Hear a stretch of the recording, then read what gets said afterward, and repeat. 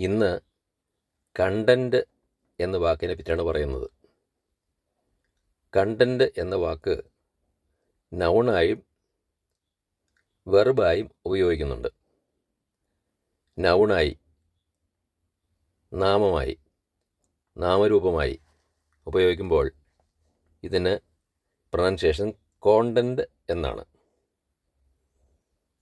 അതിൻ്റെ ആശയം പറയുകയാണെങ്കിൽ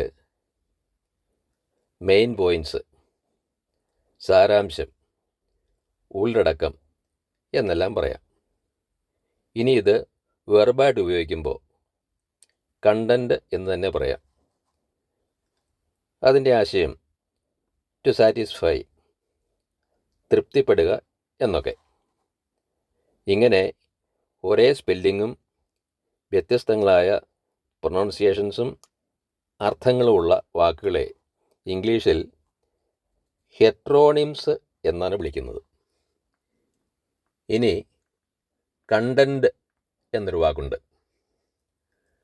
അതിൻ്റെ ആശയം അസേർട്ട്, ഫേസ്, അതായത് വാദിക്കുക, മത്സരിക്കുക എന്നല്ല.